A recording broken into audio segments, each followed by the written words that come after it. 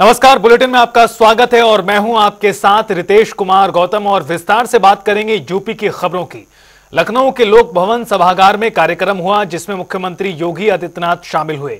इस दौरान उन्होंने 647 वन रक्षक, वन्य जीव रक्षक और 41 अवर अभियंताओं को नियुक्ति पत्र सौंपे, जिसके बाद सीएम नागरिकों को संबोधित करते नजर आए और कहा कि हम अगले 6 महीने के अंदर 40,000 ऐसी भर्तियां करेंगे जो उत्तर प्रदेश अधीनस्थ सेवा चयन आयोग के माध्यम से होंगी। आपने अभी हाल ही में देखा होगा कि कैसे 60,200 पुलिस कार्मिकों की भर्ती की परीक्षा को हमने प्रदेश के अंदर सकुशल संपन्न किया है। पहली बार किसी सिविल पुलिस ने, दुनिया की किसी भी सिविल पुलिस ने इतनी भर्ती की प्रक्रिया एक साथ संपन्न की हो और भर्ती की प्रक्रिया में कहीं कोई आंच नहीं, पारदर्शी तरीके से। और हम लोगों ने तय किया, अभी तो ये आज यहां पे 688 पदों पर नियुक्ति पत्र वितरित हो रहे हैं, लेकिन हम अगले 6 महीने के अंदर 40,000 ऐसी भर्तियां हैं जो अधीनस्थ सेवा चयन आयोग के माध्यम से नियुक्ति पत्र के साथ जिनको हम जोड़ने जा रहे हैं। 40,000 नौजवान को नियुक्ति जोड़ रहे हैं। 60,200 से अधिक पुलिस कार्मिकों की भर्ती की प्रक्रिया पारदर्शी तरीके से संपन्न होगी और जैसे भर्ती प्रक्रिया संपन्न होगी फिर इसमें 40,000 और नई भर्ती हम पुलिस कार्मिकों की फिर अध्याचन जारी करते हुए इस प्रक्रिया को उसी पारदर्शी तरीके से संपन्न करेंगे। उत्तर प्रदेश शिक्षा चयन आयोग का गठन हो चुका है, इसमें भी हजारों पदों पर नियुक्ति की प्रक्रिया प्रारंभ होने जा रही है। बेसिक, माध्यमिक, उच्च, व्यावसायिक और तकनीकी शिक्षा में भी भर्ती की प्रक्रिया को पूरी पारदर्शी तरीके से आगे, और उत्तर प्रदेश लोक सेवा आयोग ने भी भर्ती की प्रक्रिया को तेजी के साथ आगे बढ़ाते हुए हजारों पदों पर उत्तर प्रदेश के युवाओं को भर्ती के साथ जोड़ने की कार्रवाई, सरकारी नौकरी के साथ जोड़ने की कार्रवाई को आगे बढ़ाया है। जहां आवश्यकता पड़ी है वहां पे उस प्रकार का रिफॉर्म भी किया गया है। जैसे आज 647 ये वन रक्षक और वन्य जीव रक्षकों की तैनाती हुई, इनको इनकी लिखित परीक्षा भी हुई, लेकिन साथ साथ 4 घंटे में 25 किलोमीटर की दौड़ भी इनकी हो, यह प्रक्रिया भी इसके साथ जोड़ी गई है। उधर कुशीनगर जिले के रामकोला में आज किसान शहीद दिवस मनाया गया, जहां सपा के पूर्व राज्य मंत्री राधे श्याम सिंह और पूर्व मंत्री ब्रह्मशंकर त्रिपाठी ने शिरकत की। उन्होंने शहीदों को श्रद्धांजलि अर्पित कर नमन किया।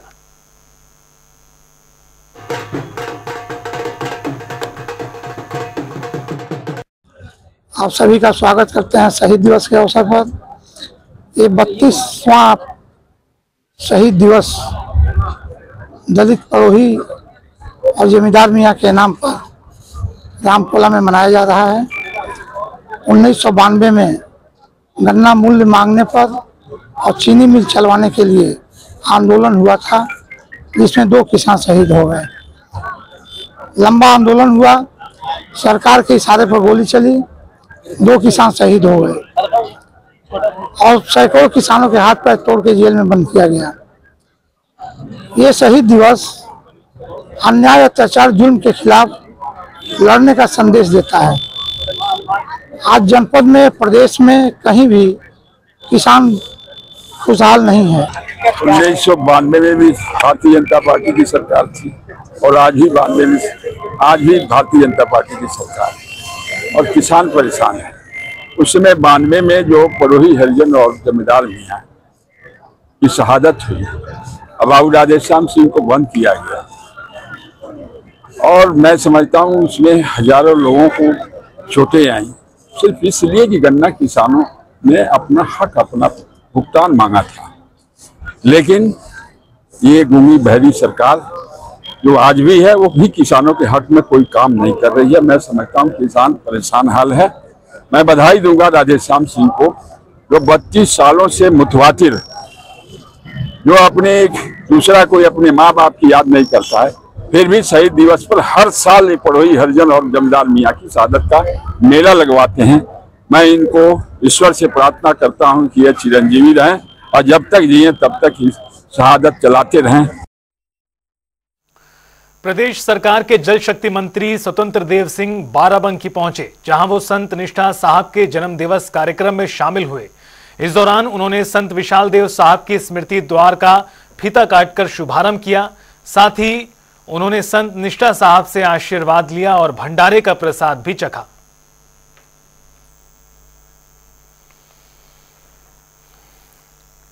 यूपी सरकार ने महाकुंभ में आने वाले श्रद्धालुओं के लिए एक बड़ा फैसला किया है। बता दें कि महाकुंभ में आने वाले श्रद्धालु 7,000 नई सुविधाएं उन्हें दी जाएंगी।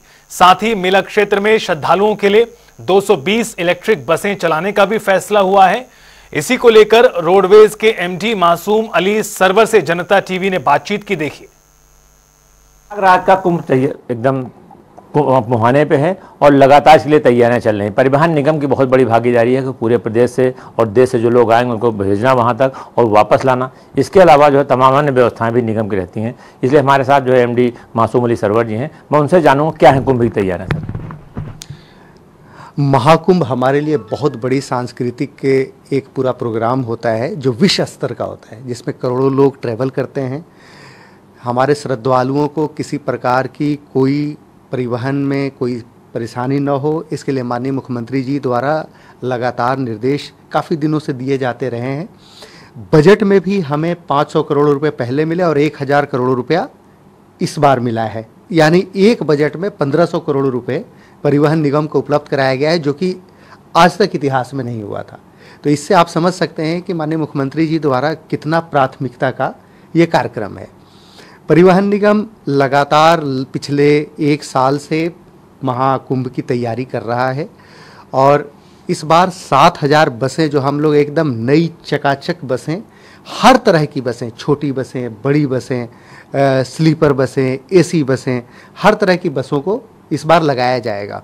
जो मेला क्षेत्र का जो एरिया है, उस एरिया में हम लोगों ने इस बार प्रयास किया है कि ये दिव्य कुंभ हो, भव्य कुंभ हो, साथ ही साथ प्रदूषण मुक्त कुंभ हो। यानी अंदर में मेला के क्षेत्र में जो गाड़ियां चलेंगी शटल के रूप में, वो इलेक्ट्रिक बसें चलें, जिससे किसी प्रकार का प्रदूषण ना हो। तो साथ ही साथ हम प्रयास ये कर रहे हैं कि हमारे जितने भी ड्राइवर हैं, कंडक्टर हैं, उनको नई चकाचक वर्दी में रहें, नेम प्लेट लगी हुई हो, अच्छे व्यवहार के साथ रहें, यानी श्रद्धालुओं को एकदम एक अलग आध्यात्मिक अनुभूति हो। इसके लिए परिवहन निगम लगातार प्रयास कर रहा है और हम उम्मीद करते हैं कि श्रद्धालुओं को वास्तव में एक आध्यात्मिक अनुभूति परिवहन निगम के माध्यम से भी होगी। ये सही कह रहा है, ऐतिहासिक है कदम है। दूसरा सर, जहाँ आशीष देख रहा है, मृतक आशीष जो है धरने पे बैठे हुए हैं और लगातार मांग कर रहे हैं। अब शायद आपकी जो बैलेंस शीट भी आ गई है, 130 करोड़ निगम फायदे में, तो क्या उम्मीद है इन लोग आगे? जो हमारे मृतक आश्रित हैं वो हमारे परिवहन निगम के परिवार के सदस्य हैं। उनके चाहे जो भी अभिभावक रहे हों, किन्हीं के पति थे, किन्हीं के पिताजी थे, जो जिनका देहावसान हो गया निगम में काम करते हुए, तो वो उनके जो बच्चे हैं, उनके जो परिवार के सदस्य हैं, वो हमारे भी निगम के परिवार के सदस्य की तरह हैं। अगर धरना प्रदर्शन वो करते हैं, जब वो सड़क पे बैठते हैं, तो हमें भी बहुत दुख होता है। कुल मिलाकर के व्यवस्था के अनुसार हम लोग काम करते हैं। प्रशासनिक कुछ व्यवस्थाएं होती हैं, कुछ विवशताएं भी होती हैं कि एक निर्धारित प्रक्रिया के अनुसार काम होता है। जैसा कि आप जानते हैं कि जब भी बैलेंस शीट फाइनल होती है तो बैलेंस शीट फाइनल होने का एक निश्चित समय होता है। जब बैलेंस शीट फाइनल होती है उसके बाद सीए उसका ऑडिट करते हैं। इन सब प्रक्रियाओं में थोड़ा समय लगता है, लेकिन मुझे विश्वास है कि उच्च स्तर तक पे इस तरह की भावना है हमारे नौजवान साथियों के प्रति कि सभी ज़्यादा से ज़्यादा लोगों को रोज़गार प्राप्त हो, जो मृतक आश्रित हैं उन्हें भी नौकरी दी जाए। तो हर स्तर से एक सकारात्मकता है। तो मुझे उम्मीद है कि इसमें बहुत जल्द कुछ बेहतर होगा। मेरा अनुरोध रहेगा कि कृपया निगम के परिवार के वो अंग हैं, आगे चल करके पूर्ण रूप से वो निगम परिवार के अंग बनेंगे तो हमारे निगम की छवि प्रभावित ना हो, इसके लिए हम सब लोगों को मिलकर प्रयास करना है। सर लगातार देख रहे हैं, अभी जो है मुख्यमंत्री से जो है आपकी संविदा कर्मी 40,000 करीब बताए जा रहे हैं, तो ये लोग मांग कर रहे हैं इनको जो है रेगुलर किया जाए। तो क्या कुछ ऐसी कोई प्रक्रिया है कि निगम विचाराधीन है इनको रेगुलर करने के लिए? परिवहन निगम में 55,000 कर्मचारी काम करते हैं। 55,000 कर्मचारी की अगर बात करें हम, तो अगर एक परिवार में 5 सदस्य हों तो लगभग 2,75,000 परिवारों की रोजी रोटी, जिसमें मैं भी शामिल हूँ, हम इस निगम से ही चलता है। तो निगम की स्थिति सुदृढ़ रहे, ये भी हमें देखना है। निगम की सुदृढ़ वित्तीय व्यवस्था के साथ ही हमें नागरिक को, अपने प्रदेश के लोगों को बेहतर सुविधाएं उपलब्ध करानी है। चूँकि संसाधन सीमित होते हैं, इन सीमित संसाधनों में जो भी बेहतर किया जा सकता है वो बेहतर किया जाने का प्रयास किया जा रहा है। अगर आने वाले दिनों में हमारे निगम की इन्हीं कर्मियों के अपनी कार्य प्रणाली की बदौलत अगर हम और बेहतर करेंगे तो सेवा की जो हमारी नियम हैं, कानून हैं, शर्तें हैं, वो भी बेहतर होंगी। मैं इसमें इतना ही कहूँ। ठीक है सर, भैया विदेश गए थे, वहाँ पे क्या रहा निगम, जो क्या फ़ायदा मिलेगा, ये हमारा यूपी क्या फ़ायदा मिलेगा इससे? देखिए, जो विकसित देश होते हैं वहाँ की सांस्कृतिक, भौगोलिक, आर्थिक तमाम परिस्थितियाँ अलग होती हैं, तो हम उनसे अपनी तुलना तो नहीं कर सकते, लेकिन हमारा अपना मानना है कि जहाँ पर भी कुछ बेहतर चीज़ें हो रही हों और जिसका हम लोग इनिशिएटिव ले करके अपनी स्थितियों में, अपनी भौगोलिक, अपनी आर्थिक, अपनी सामाजिक, अपनी सांस्कृतिक परिस्थितियों को दृष्टिगत रखते हुए जिन चीज़ों को, उन इनिशिएटिव को हम अपने यहाँ लागू कर सकते हैं, उसको हम लोग पूरा प्रयास करेंगे कि लागू हो, जिससे कि जो ईज ऑफ ट्रैवलिंग है वो सभी लोगों को फील हो। Thank you. तो ये थे मासूम अली सरवर जी, इनका सीधे से कहना है कि इस बार कुंभ जो है, जो महाकुंभ है, तो इसमें जो निगम व्यवस्था कर रहा है, तो पूरे प्रदेश से तो आने जाने की व्यवस्था करा, सारी चाक चौबंद 7,000 करीब बस होंगी और इसमें 220 ऐसी बसें होंगी कि जो वहाँ अंदर चलेंगी, जो ग्रीन जो है बसें होंगी और इलेक्ट्रिक बसें, जिससे वहाँ का प्रदूषण न फैले और दिक्कतें लोग न हो। और पूरा उनका दावा है कि श्रद्धालुओं को सबसे बेहतर सुविधा मिलेगी। ये बार अद्वितीय कुंभ होगा और इस महाकुंभ में सारी व्यवस्था की जाएगी। दूसरी तरफ उनका कहना है जो मृतक आश्रित धरना दे रहे हैं, ये इनके लिए प्रयास निगम ऊपर तक भी चल रहा है। जब समय संसाधन पूरे हो जाएंगे तो इनके जो है तब बात की जाएगी और उसके बाद प्रशासन निर्णय लेगा कि जो है इनका आगे क्या होगा। कैमरापर्सन रियाद के साथ टीएन मिश्रा, जनता टीवी, लखनऊ। सुप्रीम कोर्ट से लौटने के बाद एक बार फिर 69,000 शिक्षक भर्ती में शामिल आरक्षित वर्ग के अभ्यर्थियों ने प्रदेश के उप मुख्यमंत्री केशव प्रसाद मौर्य के आवास का घेराव किया है। बता दें कि Lucknow high court double bench से दिए गए फैसले का पालन न किए जाने से अभ्यर्थी नाराज हैं और इसी को लेकर अभ्यर्थियों ने उप मुख्यमंत्री के आवास के सामने धरना दिया और जोरदार नारेबाजी की। इस बीच जनता टीवी ने उन अभ्यर्थियों से बातचीत की, देखिए। 69,000 शिक्षक भर्ती में अब एक और नया मोड़ आ गया है। सुप्रीम कोर्ट के आदेश के बाद अब भर्ती प्रक्रिया पर फिलहाल रोक लगा दी गई है, जिस तरह से हाईकोर्ट ने एक आदेश दिया था। ये सभी अभ्यर्थी आज एक बार फिर यहाँ पर डिप्टी सीएम केशव प्रसाद मौर्य के आवास के घेराव के लिए पहुंचे थे। आप लोग फिर से सड़कों पर हैं। कल सुप्रीम कोर्ट ने भी रोक लगा दी, फिलहाल उस पुराने स्टे पे जो हाईकोर्ट ने आपके पक्ष में दिया था।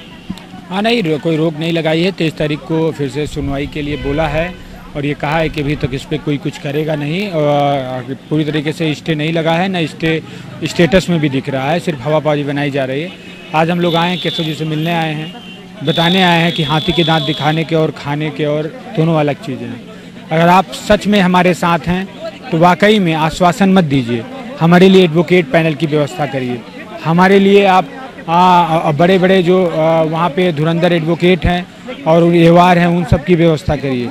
हमारे लिए आर्थिक मदद की व्यवस्था करिए। हमारे लिए अधिकारियों को जेल भेजिए, त्वरित न्याय की बात करिए। ये सब कह देने से आप लोग जब यहाँ पर घेराव करने आते हैं तो डिप्टी सीएम केशव प्रसाद मौर्य का ही आवास क्यों चुनते हैं? नहीं, वो हमारे समाज के हैं, पिछड़े दलित हैं और हम लोग बार बार आएंगे भाई, क्योंकि हमारे ही वर्ग के हमारे ही वोट लेते हैं। जब वोट मांगना होता है तो इन्हीं को आगे किया जाता है, तो किसके यहाँ जाएंगे? कि अगर मुख्यमंत्री हमारे साथ होते तो आज न्याय मिल गया होता। वो अपने जाति वर्ग विशेष के साथ हैं, तो हमारे लिए तो ऑप्शन केशव जी बसते हैं ना। केशव जी हमारे हैं, केशव जी से मिलने आते हैं। अच्छा, जब हाईकोर्ट का फैसला आया था उसके बाद भी आप लोग धरने पे बैठे थे, चाहे वो शिक्षा निदेशालय हो, चाहे वो मंत्री के आवास हो। क्या लग रहा है कि सरकार क्योंकि सरकार की तरफ से भी कहा जा रहा था कि वो लिस्ट तैयार करेंगे और हाईकोर्ट के जो आदेश है उसको पालन करेंगे, क्योंकि उन्होंने सुप्रीम कोर्ट में कोई अपील नहीं की। वजह क्या लगती है इस पूरे की? वजह यही है कि एक तरीके से हमारे पीछे दलित वर्ग के लोग अपने इस सरकार में असहाय अपने आप को समझ रहे हैं। इनकी चल नहीं रही है, चलती होती तो आज अधिकारी जेल में होते, हम लोग बेसिक में होते, ये मामला सुप्रीम कोर्ट तक जाता ही नहीं। जब बताइए जो पक्ष निकालने की बात हो रही उनकी भी कोई गलती नहीं है, उन लोगों को भी न्याय सरकार को देना चाहिए। हमें हमारी जगह रख के उनको उनके जगह अलग सीटें मैनेज करके दे देना चाहिए। सरकार का कोई ठोस मसौदा ही नहीं, सरकार कोई ठोस कदम ही नहीं उठा रही। कहाँ से न्याय मिल पाएगा, कहाँ से नियुक्ति हम लोगों को मिल पाएगी? केशव जी, सिर्फ कहने से न्याय नहीं मिलेगा, आपको सड़कों पे आना पड़ेगा, वकील के लिए हम लोगों को मदद करनी पड़ेगी, हर एक तरीके से मदद करनी पड़ेगी। अच्छा, जब सुप्रीम कोर्ट में जब कल सुनवाई हो रही थी, क्या लगता है कि सुप्रीम कोर्ट ने फैसला किस बेसिस पे दिया है, आधार क्या है जो उस पर रोक लगाई फिलहाल अगली सुनवाई तक के लिए? नहीं, कोई फैसला ही नहीं दिया है। दोनों तरफ से वो संतुष्ट थे। उन्होंने कहा कि जजमेंट बड़ा है, मैटर बड़ा लग रहा है, क्योंकि दोनों तरफ से बहुत बड़े बड़े पैनल थे, दोनों तरफ से बड़े पैनल थे। इस वजह से वो सरकार जज साहब ने कहा कि पूरे जजमेंट को हम डबल बेंच सिंगल बेंच के पढ़ लेते हैं। 24 तारीख को आप लोग रिटर्न सबमिशन बना के आइएगा, बाद बहस भी करेंगे और ऑर्डर रिजर्व करके जो भी होगा फैसला देंगे। बहुत शुक्रिया हमसे बात करने के लिए। ये 69,000 शिक्षक भर्ती के ओबीसी वर्ग के अभ्यर्थी हैं। 4 साल से लगातार सड़कों पर, कभी मंत्रियों के आवास पर धरना दे रहे हैं। 1 महीना पहले हाईकोर्ट ने फैसला दिया और कहा कि इस पूरी लिस्ट को रिव्यू किया जाए और जो ओबीसी वर्ग के छात्र हैं उनको आरक्षण का लाभ देते हुए पूरी लिस्ट बनाई जाए। 1 महीने हो गया, इस बीच भी ये धरने पर ही बैठे रहे और अपनी मांगों को लेकर कभी मंत्रियों के तो कभी शिक्षा निदेशालय धरना देते रहे। कल सुप्रीम कोर्ट में सुनवाई थी और सुप्रीम कोर्ट ने फिलहाल अगली सुनवाई तक के लिए हाईकोर्ट के फैसले पर स्टे दे दिया है और कहा है कि ये मामला बड़ा है और दोनों पक्षों को सुना जाना जरूरी है। फिलहाल अब मामला सुप्रीम कोर्ट में फंस गया है और जो उच्च वर्ग के जो लोग हैं जो अभी नौकरियां कर रहे हैं, फिलहाल ये कहा गया है कोर्ट की तरफ से कि उनको नौकरियां करने दी जाए और उनको अभी किसी भी तरह से किसी भी नई लिस्ट में उनका नाम ना जोड़ा जाए। फिलहाल सुप्रीम कोर्ट के इस फैसले के बाद अब एक बार फिर ये सभी अभ्यर्थी जो ओबीसी वर्ग के हैं, ये डिप्टी सीएम केशव प्रसाद मौर्य के आवास के बाहर घेराव करने आए हैं अपनी मांगों को लेकर। अब देखना है कि सुप्रीम कोर्ट क्या निर्णय लेता है। अब अगली सुनवाई पर सुप्रीम कोर्ट माना जा रहा है कि अपने जो रोक लगाई गई थी उस पर फैसला दे सकता है। कैमरा पर्सन आशीष के साथ तौफीक जनता टीवी लखनऊ।